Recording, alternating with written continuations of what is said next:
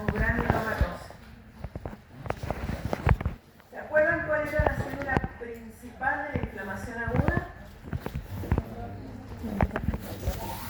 Neutrófilo. De la inflamación crónica, más fuerte que no escucho. Linfocitos y macrófagos. Células plasmáticas, bueno, pero el principal eran los linfocitos, ¿sí?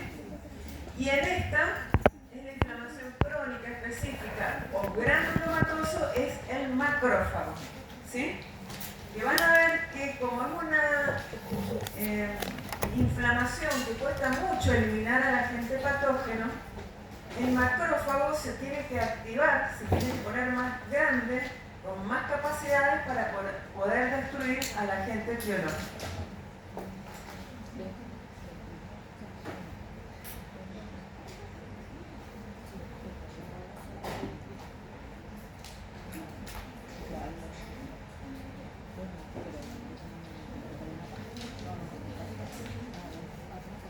Bueno, ¿por qué se llama inflamación crónica específica?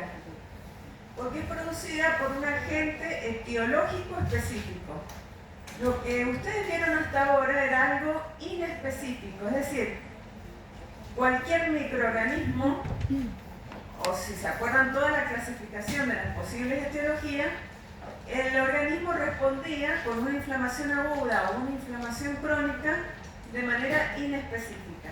En cambio acá lo hace de una manera muy característica.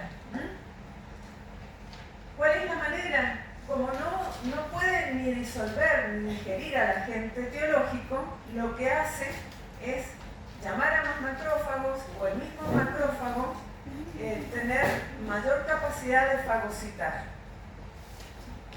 Y se lo llama macrófago activado.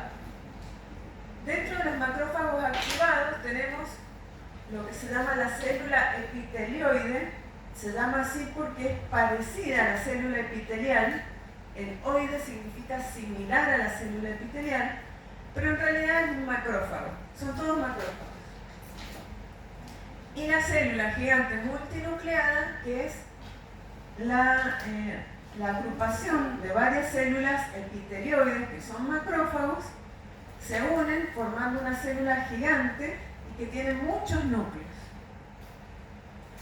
Todo este infiltrado, toda esta disposición que van a tener estas células, lo pueden hacer de una manera difusa, que es la inflamación crónica granulomatosa, o lo pueden hacer de una forma nodular, que lo vamos a llamar granuloma.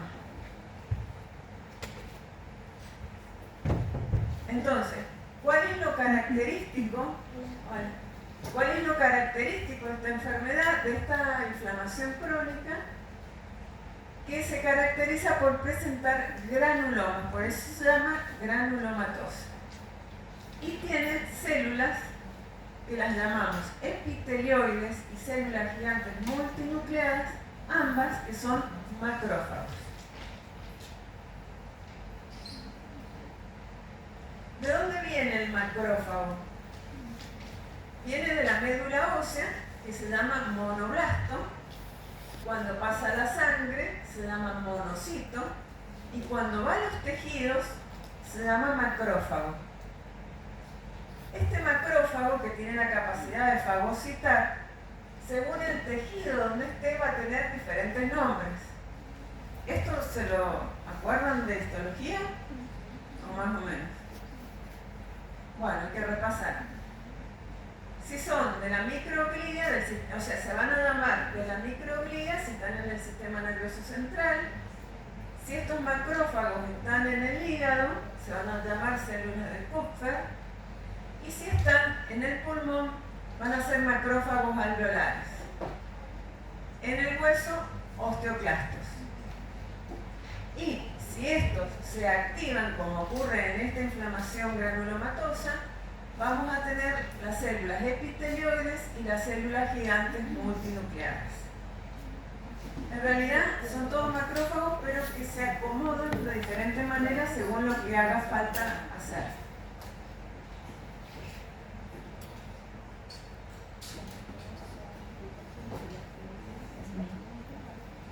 Bueno, cuando hablamos de macrófago activado, que hablamos de la célula epitelioide, recordarán cómo es una célula epitelial.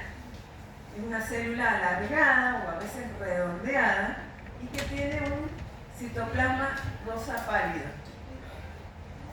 Bueno, esto es lo mismo, es muy parecida a la forma, pero en realidad es un macrófago. Bueno. ¿Saben qué? Martina, te doy a la lista, así pueden ponerle el presente a los chicos porque si no la después las que llegaron tarde, las dos chicas, ven el presente a Martina.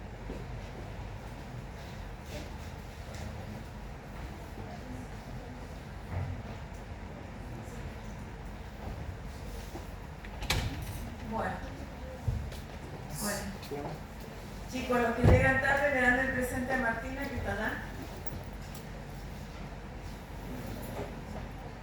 Entonces, un macrófago activado es la célula epitelioide. ¿Qué funciones van a tener estas células activadas, estos macrófagos activados? Van a tener varias funciones. En realidad lo que tratan de hacer es eliminar al agente etiológico. Pero ¿cuáles serían entre ellas las funciones? Fagocitar, ingieren y eliminan a los microbios y tejidos muertos. A su vez, ¿qué hacen? Secretar sustancias que destruyen al agente invasor, pero también a los tejidos normales. O sea que provocan un daño. Activan otras células, principalmente los linfocitos T, y generan más inflamación. Secretan factores de crecimiento para tratar de reparar. Es decir, por un lado destruyen y por el otro lado tratan de reparar a través de una fibrosis. Están sujetos a una activación de vías clásicas y alternativas. Esto lo vamos a ver muy superficial porque es muy complejo y creo que no tiene mucho sentido que lo vean. Potencia sus actividades antimicrobianas, antitumorales y de secreción de citoquinas. Entonces, recuerden entonces que estos macrófagos que son activados cumplen más funciones, no solo la de fagocitosis. ¿Sí? Bueno, estas son las vías que yo les dije recién, que solamente es para que la sepan, la activación clásica y la alternativa, que son inmunológicas y no inmunológicas, pero no vamos a entrar en detalles en eso. Entonces, el macrófago activado, ¿qué es lo que va a hacer? A diferencia de un macrófago que no está activado, va a tener un aumento en la capacidad de fagocitar y de digestión del microorganismo. Secreta productos biológicamente activos para provocar la destrucción del tejido y proliferar, aumentando la reparación a través de la proliferación de vasos y fibras.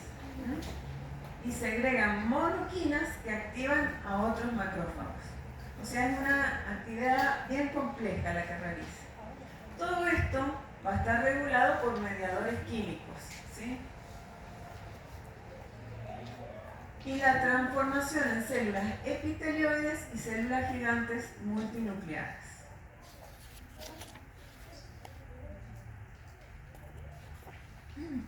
Bueno, esto es un esquema como para que vean. El linfocito T libera interferón gamma, entonces hace que el monocito macrófago se vaya agrandando y vengan mediadores químicos que van a hacer que el macrófago sea más grande, esté activado y provoque estas dos cosas que les dije. Por un lado, la lesión del tejido y por el otro lado, la reparación. Con esta fibrosis. Cuando yo les digo de reparación, ¿a qué me refiero con la angiogénesis? ¿Saben qué es la angiogénesis? Formación de nuevos vasos. Muy bien.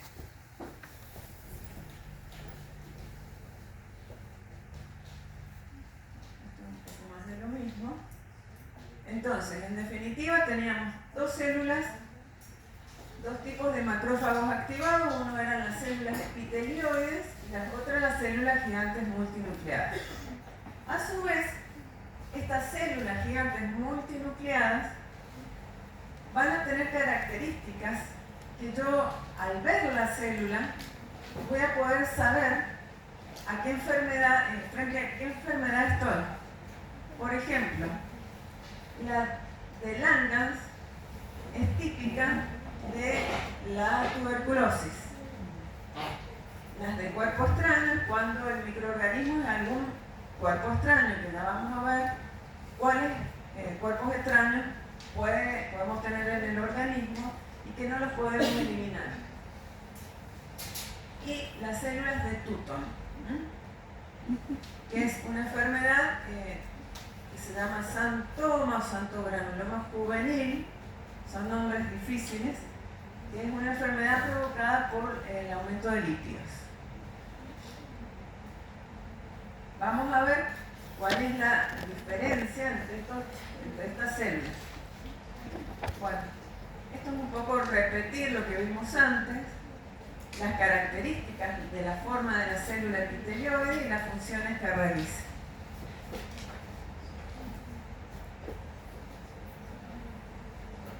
Bueno, dijimos que las células gigantes multinucleadas se formaban por la fusión de varios macrófagos.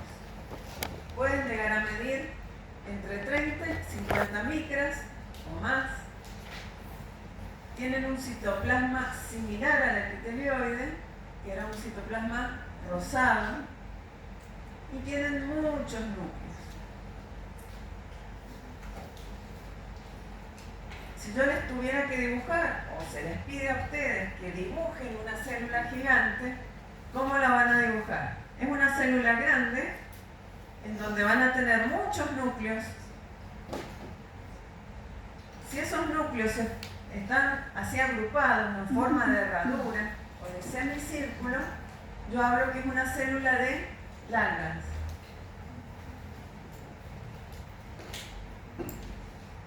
Si tengo que dibujar una célula por cuerpos extraños, esta va a ser, sus núcleos se van a disponer al azar. Pueden ser o todos juntitos en el centro o dispersos. Son las características. Y por último, la que les dice allí, la de Tutton, va a ser una célula gigante con un anillo en el centro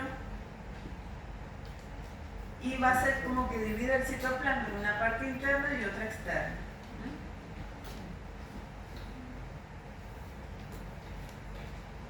Yo les muestro imágenes, pero al momento de lo que ustedes tengan que dibujar, porque les pedimos que dibujen, a veces les cuesta hacer. Bueno.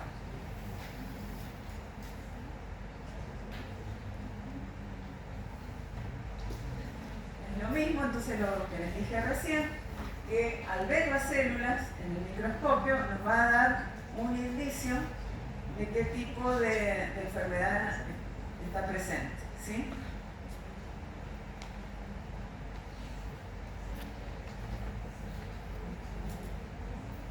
Bueno, acá están un poco los dibujos que les mostré recién.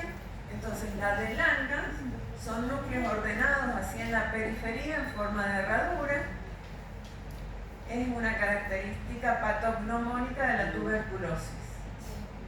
Estos de cuerpos extraños son núcleos agrupados al azar y es en reacciones inmunológicas generadas por cuerpos extraños. Mientras que la de Tutton, hacemos el círculo interior y hacemos que se divida un citoplasma interno y un citoplasma externo. Y va a estar presente en esta enfermedad que les dije, xantomas y xantomas juvenil.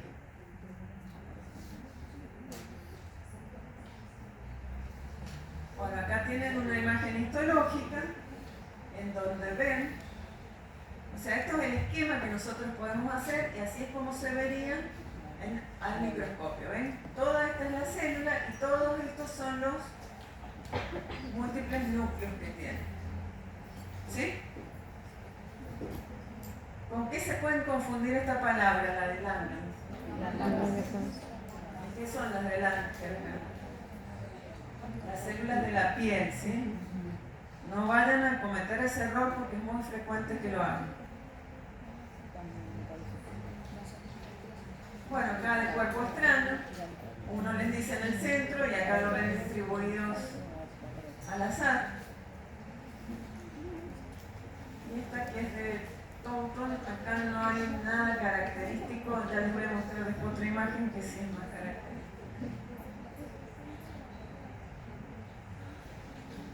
Bueno, entonces ¿qué hacen? Estos macrófagos se van a unir formando lo que se llama un granuloma. Este granuloma es en respuesta al ataque de ese agente etiológico específico. ¿Qué es un granuloma y cómo está formado? Pregunta de examen siempre. Un granuloma es una acumulación microscópica de macrófagos transformados en células epitelioides, ¿sí? Rodeados por un collar de linfocitos y células plasmáticas.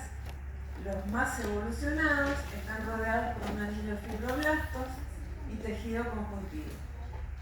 Las células epitelioides se fusionan y forman células gigantes multinucleares. Leerlo así es difícil, pero si se van a un dibujo les va a resultar más fácil.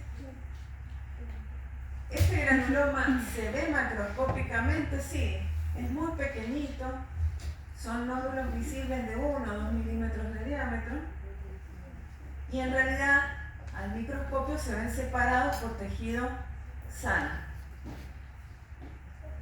Y microscópicamente podemos decir cuál es la composición del granuloma. Es como repetir todo lo que les dije recién. ¿No? Pero para que les resulte más fácil, lo vamos a ver acá. Un granuloma va a tener una parte central que es una necrosis, ¿sí? Que puede o no estar presente. Por fuera, no sé si alcanzan a ver esto, es un esquema, por supuesto. Son las células epitelioides. Y entre medio, estas células más grandes, con los múltiples núcleos, son las células gigantes multinucleares. Entonces, necrosis gaseosa, primera capa, epitelioides y células gigantes multinucleares. Segunda capa, que sería esta de color naranja, ¿cómo está formada? Por linfocitos y células plasmáticas. ¿Saben dibujar un linfocito? ¿Saben dibujar una célula plasmática? Bueno, si no lo saben, lo tienen que repasar. Y por fuera, todo esto que sería lo verde, son los fibroblastos, tejido conjuntivo, colágeno, neobasos, que ya hay en un granuloma más evolucionado. ¿Me entienden? ¿Les queda claro que es un granuloma?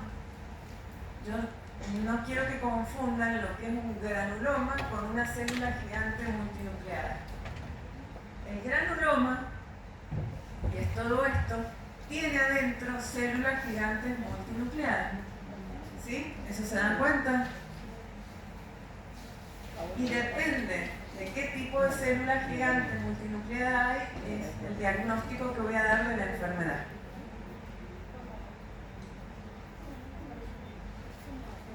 Por ejemplo, este es el mismo dibujo, la necrosis gaseosa, por fuera las células epitelioides y células gigantes multinucleadas, linfocitos y plasmocitos, y por fuera el tejido fibroso. Al microscopio, ¿cómo lo van a ver? Van a ver esta zona que es de necrosis, por fuera las, bueno, todo lo mismo que yo les estoy mostrando en el esquema. No se ve muy bien. Entonces, el diagnóstico final requiere la identificación del agente etiológico específico. Es decir, qué tipo de inflamación crónica específica es. Nosotros vamos a ver dos, que es la tuberculosis y la sífilis, pero hay muchas enfermedades. ¿Y qué es lo que tienen que saber? ¿Por qué se produce este tipo de inflamación? Porque el microorganismo es indigerible, es decir, que el macrófago no lo puede digerir ni tampoco lo puede disolver. Indigerible e indisoluble.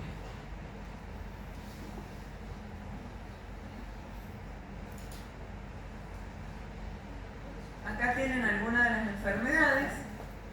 Las que vamos a ver nosotros son las bacterianas, la tuberculosis y la sífilis, pero también pueden haber enfermedades micóticas, enfermedades parasitarias y las de cuerpo extraño. ¿A qué llamamos de cuerpo extraño? Estas pueden tener un origen endógeno de nuestro propio cuerpo, que sería la grasa, queratina, uratos, o exógenos, que es cuando nos referimos a una sutura, al hilo de la sutura, al talco, arenilla, astilla de madera, siliconas, colorantes para tatuajes. No sé si alguna vez alguno tuvo algún problema al hacerse un tatuaje, que se le formó un tejido. ¿Alguien tuvo algún problema alguna vez? En la lengua, cuando se ponen los aritos, se generan ese tipo de tejido porque se pone en el aro y es un agente extraño. Entonces el organismo reacciona de esa manera. Cuando se hayan, alguna vez que se clavaron una astilla en la mano, también. O sea, no es que sea algo raro, es frecuente. Afecciones cutáneas como el granuloma anular, los nódulos reumatoideos, afecciones de causa desconocida como la sarcoidosis, es una enfermedad autoinmune con características muy similares a la tuberculosis. Bueno, ¿cómo se va a ver la especificidad de la inflamación granulomatosa? Con coloraciones especiales, con cultivos, con microscopio de luz polarizada. Es la manera de identificar a la gente.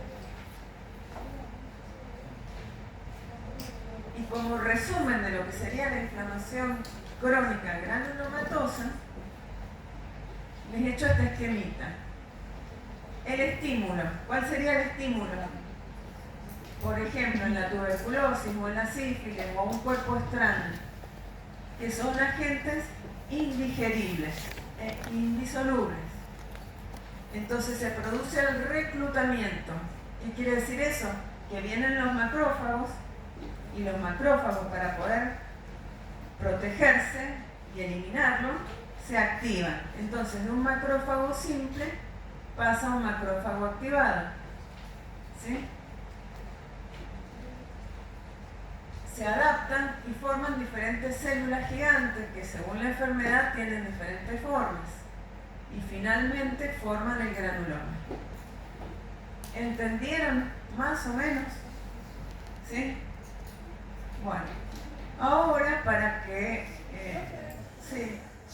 En el granuloma vamos a tener las células multinucleadas dependiendo de la enfermedad o están todas.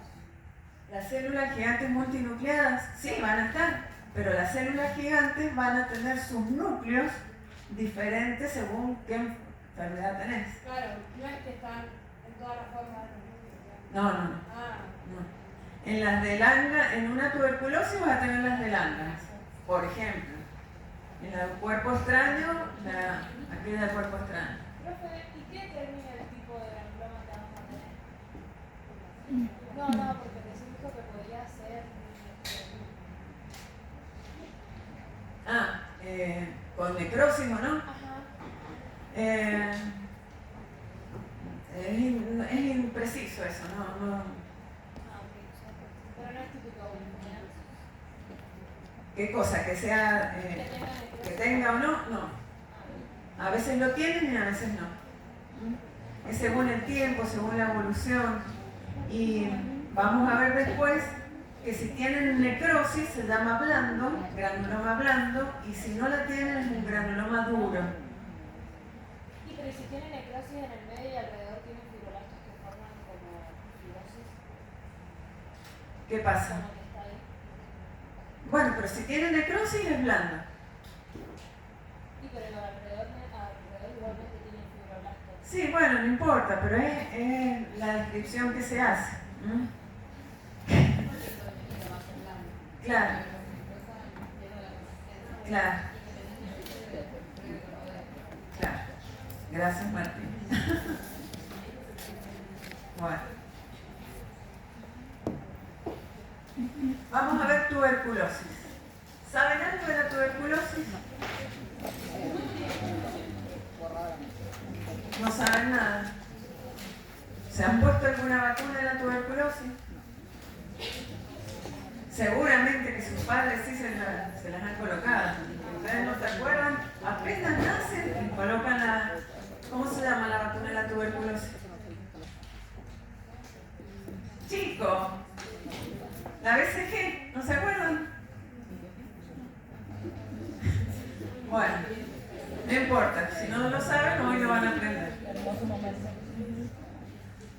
Bueno, la tuberculosis. ¿Quién la descubrió? Robert Koch, en 1882, o sea que es muy vieja. Era una enfermedad que prácticamente pensábamos que había desaparecido, pero volvió. ¿Por qué volvió? Porque se puede presentar en pacientes con defensas bajas, sobre todo en aquellos pacientes con el SIDA, volvió mucho la tuberculosis. En poblaciones donde haya mucha pobreza, sea mucho hacinamiento, en los hospitales, entre la gente de salud se pueden contagiar. Es producida por el bacilo de Koch o el Mycobacterium tuberculosis. ¿Sí? ¿Cuáles variedades hay? Tenemos la hominis, la bovis o la avium, es decir, la que se transmite de hombre a hombre, la que se transmite a través de las vacas y a través de las aves. Estas dos le diría que son las más frecuentes. Y la bovis es la que se producía antes con la leche de vaca, o sea, con las vacas que tenían tuberculosis. La leche, si uno no la pasteurizaba, iba a tener una tuberculosis de tipo intestinal. Actualmente eso como que ha desaparecido, pero como les dije, esto desapareció pero ha vuelto esta enfermedad. En cuanto a la morfología, es un bacilo ácido alcohol resistente. ¿Esto lo recuerdan? ¿Sí? Bueno, las dimensiones pueden ser de 0,2 a 0,5 micras y es aerobio estricto y tiene predilección por los vértices de los pulmones. Es un bacilo que resiste mucho a las altas temperaturas, puede encontrarse en el polvillo de los libros, es difícil de destruirlo, es muy resistente. El comportamiento, bueno, que persiste de forma latente en el organismo. Ustedes pueden haber escuchado, sí, tuvo tuberculosis y se curó, pero esa cura puede que se haya calcificado, que se haya fibrosado esa lesión, pero a veces, con el transcurso de los años, por una baja de inmunidad, eso que estaba allí latente se reactiva. Por eso hay que tenerlo siempre presente aquel paciente que fue diagnosticado de tuberculosis, hacerse controles.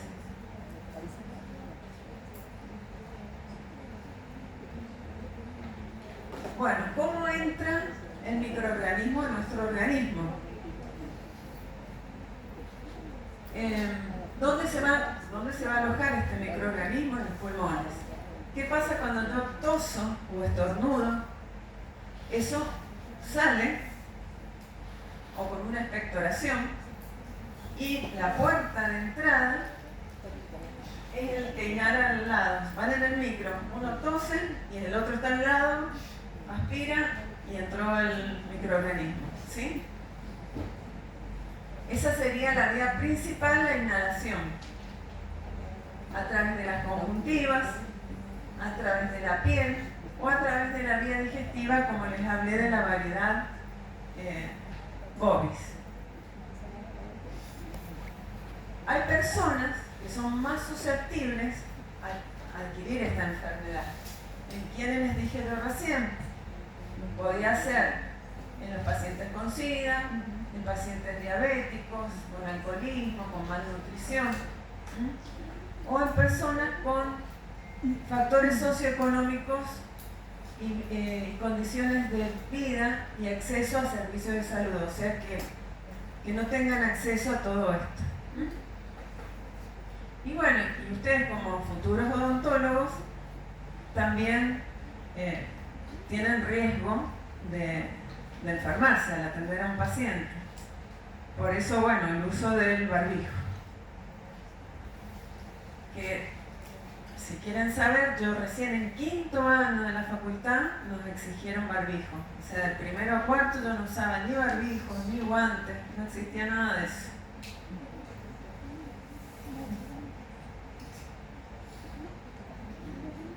Bueno, la tuberculosis vamos a tener la tuberculosis primaria y la tuberculosis secundaria. Hay una tuberculosis terciaria, pero es muy rara esa. Vamos a ver la tuberculosis primaria. Es una infección que ocurre en un individuo que nunca estuvo en contacto con el bacilo. Es decir, que ni siquiera se vacunó.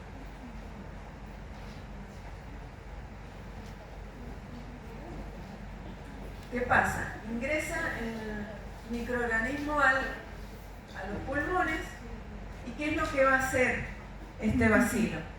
Se va a ir al alveolo. Y cuando va al alveolo, ¿cómo se llama cuando hay inflamación?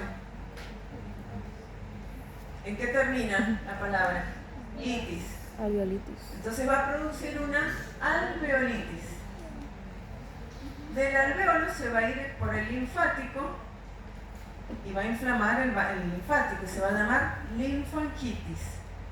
Y de allí se va a ir al ganglio y va a producir una adenitis.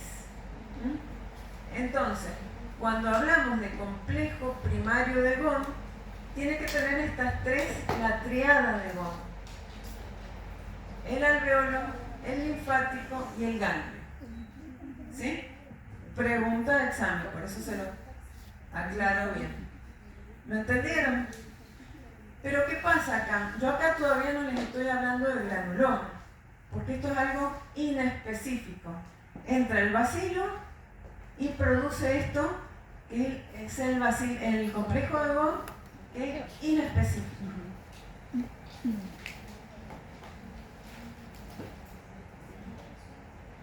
Es una enfermedad que a veces, la primoinfección, pasa desapercibida.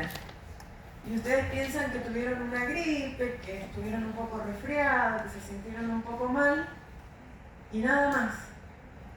Y otras veces que sí, que es más evidente y hay un dolor pleural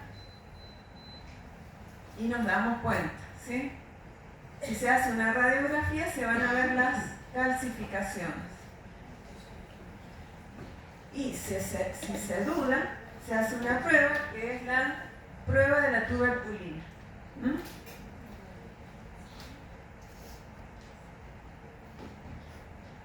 Bueno, después de todo esto, ya empieza a formarse lo que llamábamos granuloma, que en el caso de la tuberculosis se llama tubérculo. Y este sería el centro gaseoso que hablamos recién, que puede estar o no estar. Si está, es un tejido blando, entonces se llama tubérculo blando. Si no está, es el tubérculo duro. alrededor de esa necrosis gaseosa tenemos lo que hablábamos recién, que eran, ¿qué células? Epitelioides, células gigantes multinucleadas, y si es tuberculosis, ¿qué tipo de células gigantes multinucleadas? Lambdas. Muy bien. Bueno, después la capa media y después la capa más externa. O sea, que lo que va a variar acá, en realidad no es el granuloma en sí, sino las células gigantes que las tenemos acá, entre las células epitelioides. ¿Sí? Acá tenemos, por ejemplo, una célula de Langerhans, toda esta con todos los núcleos que tiene, un montón de núcleos. Y acá se ve ese puntito rojo que ven ahí, un Mycobacterium de la tuberculosis.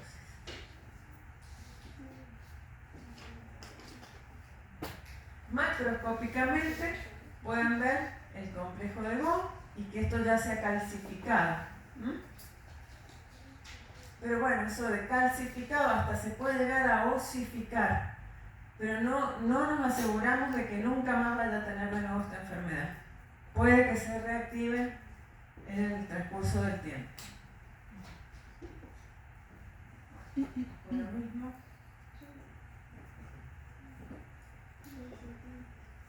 Y si se curó entre comillas,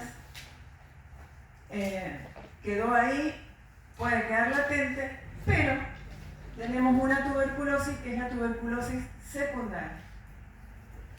¿Cómo llegamos a una tuberculosis secundaria? Pueden ser por todas estas vías. Endógena, que es lo que les decía recién, se reactiva esa tuberculosis que estaba latente, ese bacilo que permaneció inactivo, que había cicatrizado, por una baja de las defensas, se reactiva y volvemos a tener una tuberculosis que ya en este caso sería de tipo secundario. Exógena, reinfección. Me volví a subir al colectivo y otra vez alguien estornudó y otra vez me contagié. O sea, mucha mala suerte. O que en el tiempo quedó allí todo tranquilito y fue muy silencioso y se fue a los diferentes órganos, ¿sí? A través de la sangre se fue a los diferentes órganos.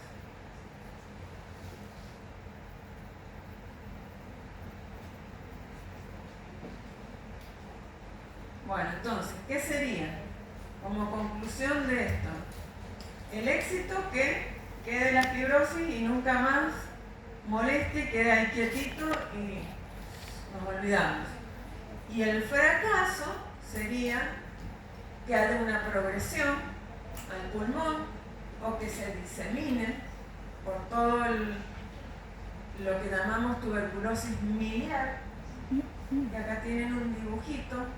Miliar es porque, como el mijo es la comida del alpiste, es lo que se le da a los pajaritos, entonces se lo compara con esos granitos más claritos. Así sería la diseminación de este bacilo a los diferentes órganos. Y por focos a distancia, en el intestino y en otros órganos. ¿Cómo evitamos esto? A través de la vacuna, que es la BCG, que es la principal barrera profiláctica contra las formas sistémicas. ¿Sí? BCG significa bacilo de Calmette y Guerin, que se colocan, van cambiando los esquemas, pero se coloca apenas nacen, a los 2 o 5 días de nacimiento, después hay un refuerzo en la primaria y otro en la secundaria. Hay gente que le ponen la BCG y se les hace el brazo, y eso es una reacción granulomatosa lo que hacen en el brazo. Bueno, ¿alguna duda de tuberculosis? ¿Por qué se calcificaría? ¿Cómo se calcifica? ¿Cómo se calcifica? Se cura. Son formas de reparar. ¿Pero lo hace el organismo? Sí. ¿O solo es algo? Lo hace el mismo organismo. Repara de esa manera, calcificando. Así como cuando se hace una cicatriz. Sería la cicatriz del granuloma. Pero no hay ninguna cura, no hace nada. Hay medicación, hay antibióticos, todo, pero eso puede o no quedar latente. O sea, no estás segura de que nunca más aparezca eso.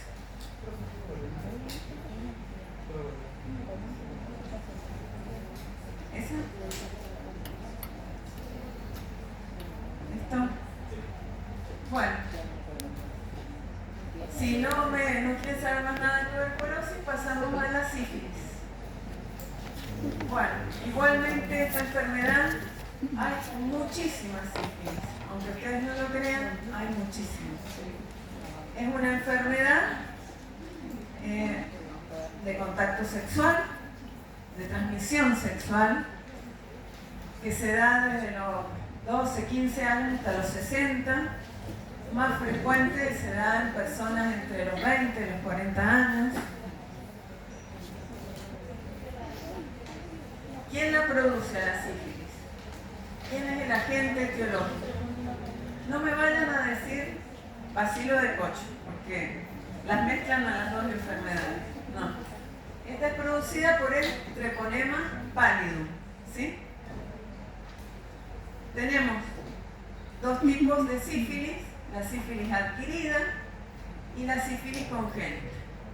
La adquirida es la que se transmite por contacto sexual, ya sea hetero u homosexual, a través de la boca, por el beso indirecto, o la mala suerte del odontólogo que puede infectarse. Pero el odontólogo, ¿dónde va a tener la lesión? En la mano.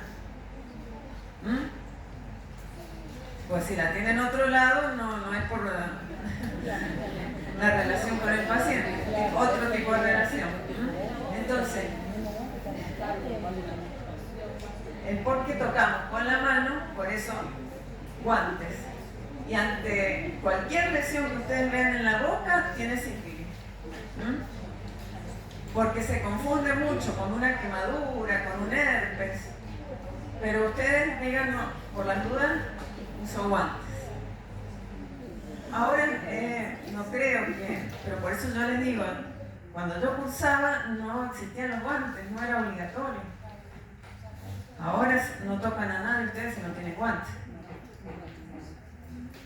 Bueno, y la sífilis congénita es la que le va a transmitir la madre al bebé.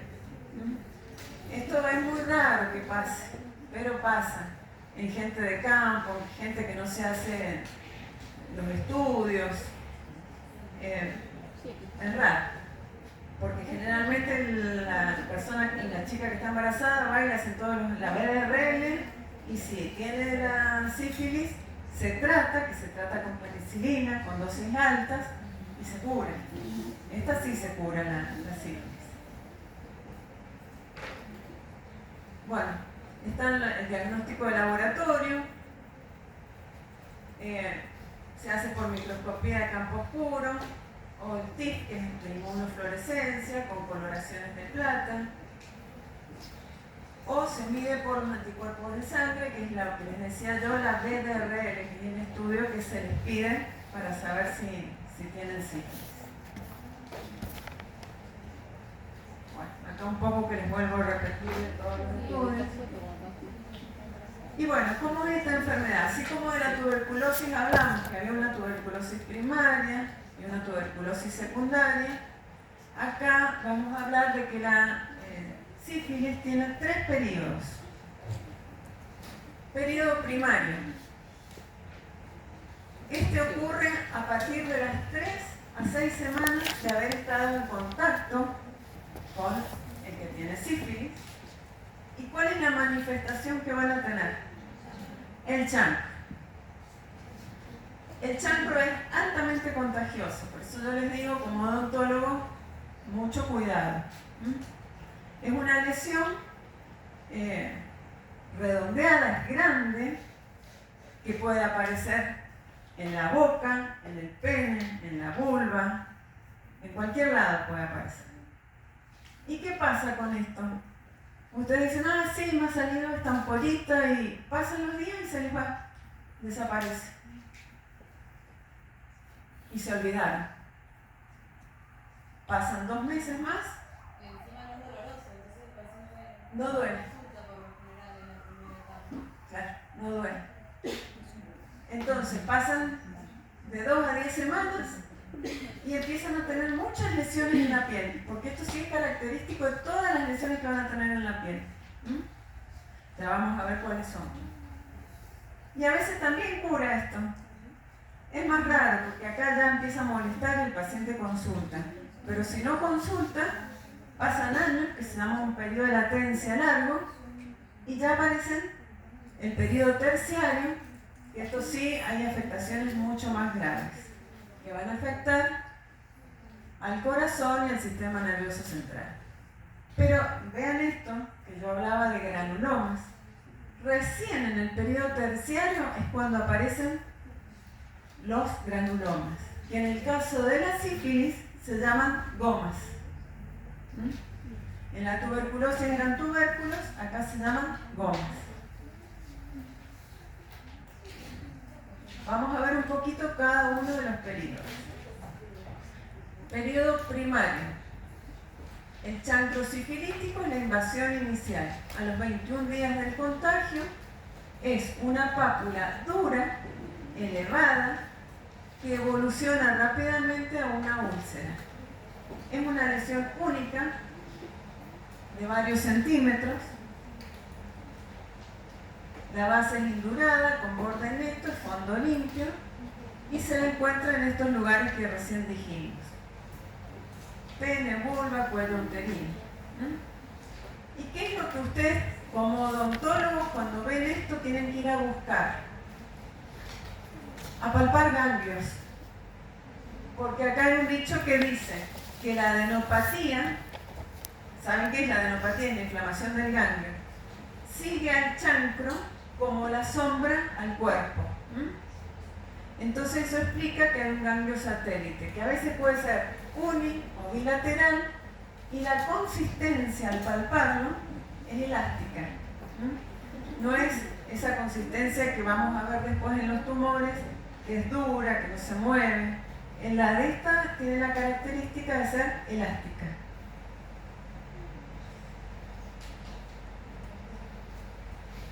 Histológicamente, ¿qué vamos a ver? Si nosotros tomáramos una muestra de ese chancro, ¿qué es lo que se ve? Se va a ver una infiltración de leucocitos mononucleares, células plasmáticas, macrófagos, linfocitos, y esto característico, que es la endarteritis obliterante. ¿Qué significa? Que los vasos van a estar engrosadas por el endotelio de los vasos, y se tienden como a cerrar, por eso es que hacen las necrosis. Y se pierde de esa manera la irrigación. Bueno, esto es un chancro. ¿Cuántas veces han visto esto ustedes? Un montón. Que les dicen, ah, calor de, ¿cómo que dicen? Calor de estómago. O es un herpes, o es esto. Pero ustedes duden y tengan la precaución.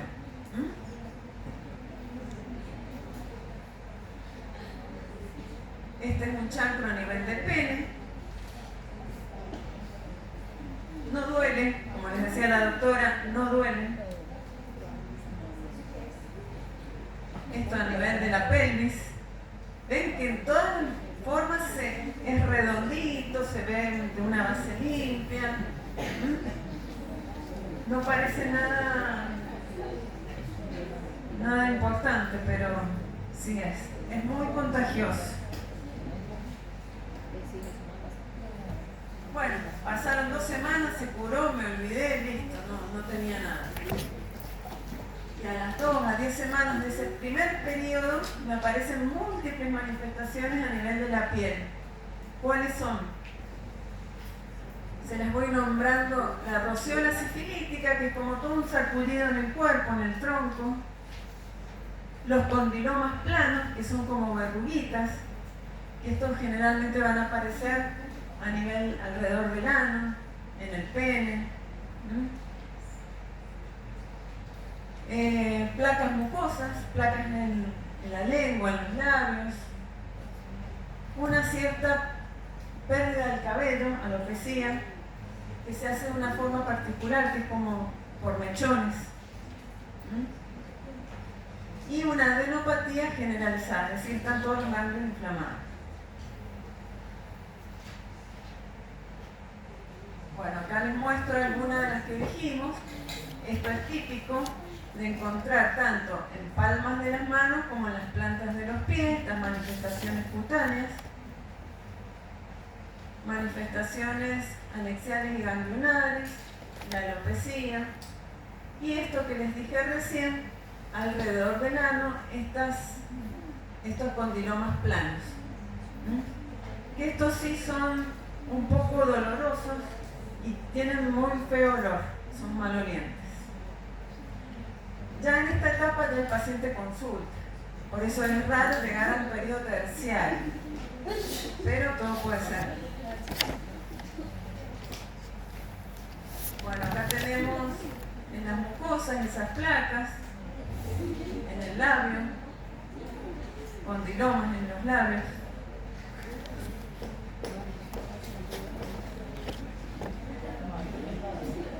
Más placas mucosas en la lengua.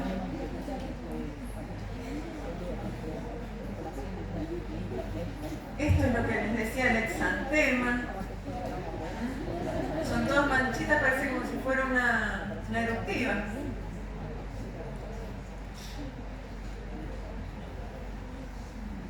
Más lesiones. Pueden ser máculas, que son manchas, o máculo-papulosa, con pápulas, y estas pueden llegar a ulcerarse también. Ahí a mayor aumento. También estas lesiones, se las llama sifilides, son todas lesiones del periodo secundario.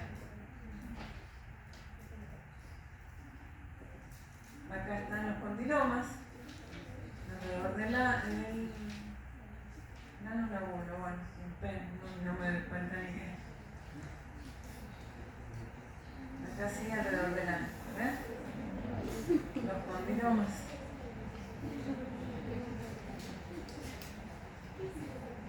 Condilomas alrededor de la vulva, alrededor del ano, nuevamente.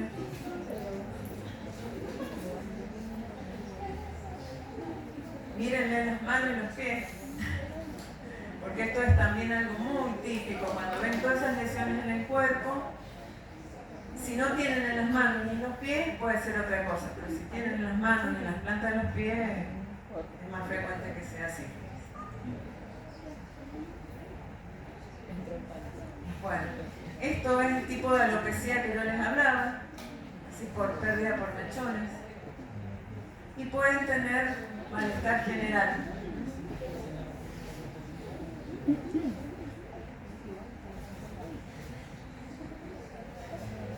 Bueno, el paciente se lo trató, se curó, listo.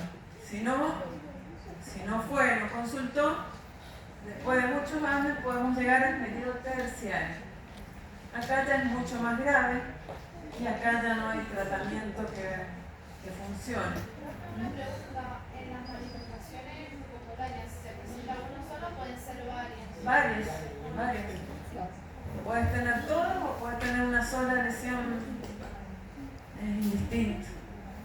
O sea, no para decir sífilis secundaria tenés que tener todas, no. A lo mejor tenés que nada más lo de las palmas de las manos, las plantas de los pies, pero por lo general es muy vistoso todo esto. Bueno, ¿qué va a afectar? Va a afectar fundamentalmente al corazón y al sistema nervioso central. ¿De qué manera? Con estas alteraciones. No es que tengan todas, pero puede tener la aortitis, desarrollo de aneurismas, insuficiencia aórtica. A nivel del sistema nervioso central, que se la llama neurosífilis, pueden aparecer tabes dorsal, parálisis general. Son todas alteraciones de los nervios. no pretendo que se sepan todas las alteraciones. Y los gomas sifilíticos. Estos gomas los pueden tener en la piel, en el hígado, en el hueso, en el vaso. Son los granulomas que vimos antes. Bueno, y lo que tiene esta etapa es que no contagian ya. El tipo de necrosis es una necrosis de coagulación, la que va a tener en el periodo terciario el goma sifilítico.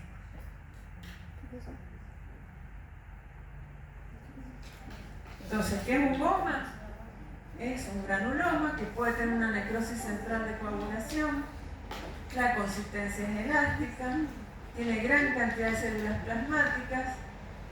O sea, son estas dos cosas fundamentales en la histología. En la anatomía patológica van a ver muchas células plasmáticas y esa endarteritis obliterante. Y no hay treponemas. No se ve bien, pero acá tenemos un goma a nivel de paladar. En esta tenía el goma y ha perforado el paladar y hay una comunicación con las fosas nasales. ¿Cuál? Estoy yendo para adelante o para acá.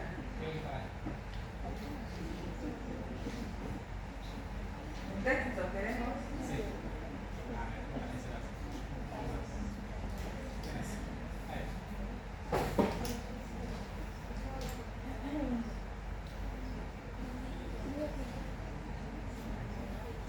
Bueno, acá en la lengua,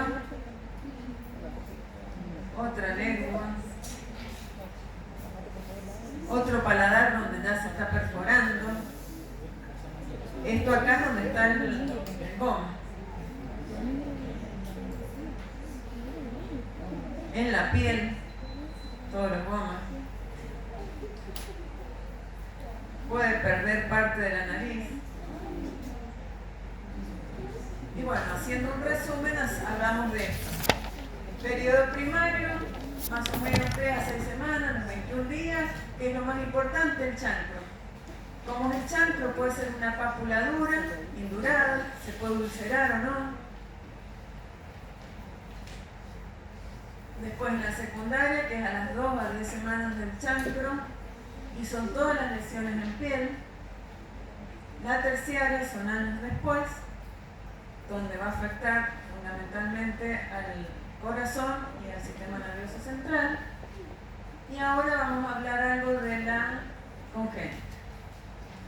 Bueno, y algo en común que tiene es la histología, que les recalco que son la presencia de células plasmáticas y la endarteritis obliterante en todos los estadios.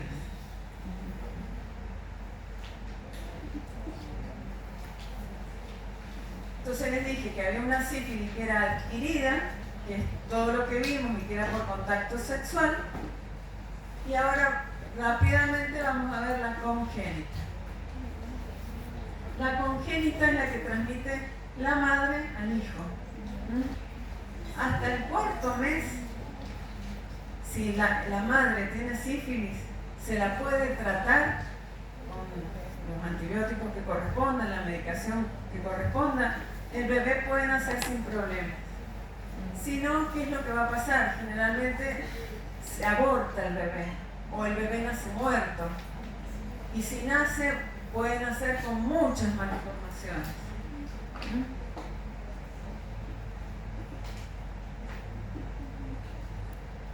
¿Cuáles son todas las alteraciones? Yo les he escrito algunas. Alteraciones mucocutáneas, es decir, que afectan a la mucosa y a la piel. Un exantema difuso, es decir, ese sarpullido que yo les mostré antes. La descamación de toda la superficie corporal. Cuando nacen ven al bebé que está todo descamada la piel. Nariz sencilla de montar. Tibia en sable. Esto, han visto que la tibia, que es la parte de la pierna, tiene como una curvatura así, cóncava sería. Al ser tibia en sable es una curvatura convexa. ¿Lo entienden? Esa es otra de las características. Bueno, fibrosis a nivel de hígado, pulmones, en páncreas, riñón, o sea, va a afectar a todos los órganos. Y acá tenemos lo que nosotros podemos llegar a ver en los pacientes, cómo se va a manifestar a nivel de los dientes. En cuanto a los incisivos, van a ver que tienen la característica de ser finitos como un palillo de tambor y van a tener en el borde incisal una escotadura. Y a nivel del molar, de alguno de los molares, lo que se llama molar de Moon, que es como una frambuesita, va a tener muchas cúspides. Ya les voy a mostrar una foto. Gomas en cualquier órgano tejido. O sea, no es que va a tener todo esto el paciente, puede tener una o todas. Sordera, alteración del nervio óptico.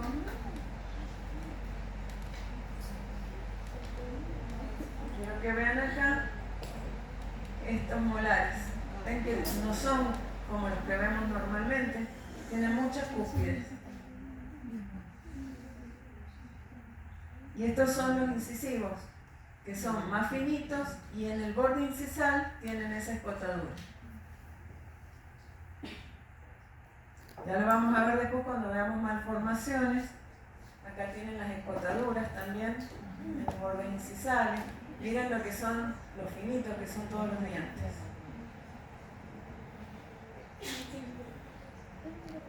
La descamación, que el bebé nace con toda esta descamación. Otra imagen también.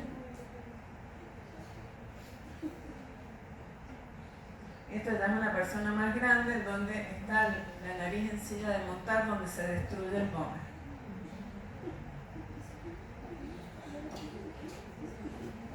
Bueno, y acá haciendo también otro resumen, hablamos de primaria, chancro, secundaria, erupciones de la piel, terciaria, las alteraciones a nivel de corazón y del sistema nervioso central, del sistema nervioso. Y las congénitas, ¿qué le va a pasar? O abortan, o nace el bebé muerto.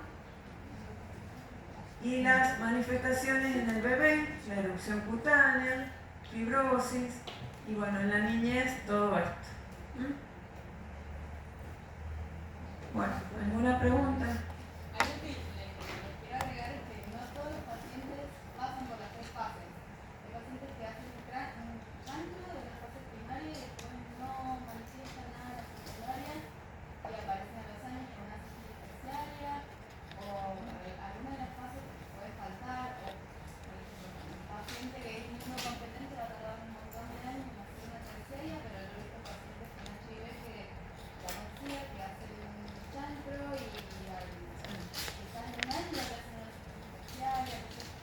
Es muy variable, todas estas etapas se describen así para que lo estudien ustedes, pero no todos los pacientes pasan por todas las etapas en el mismo periodo de tiempo, ni en todas las lesiones.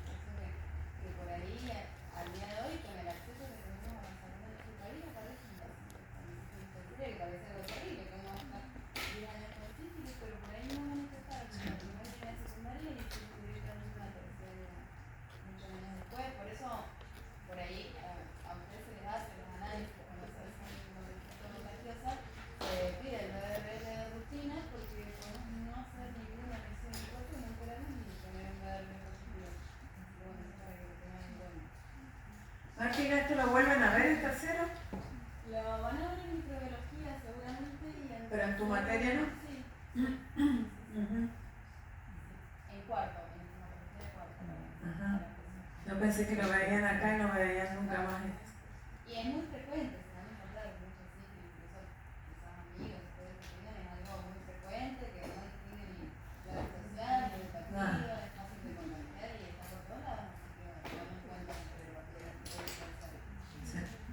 Sí. Bueno, si no quieren más preguntas.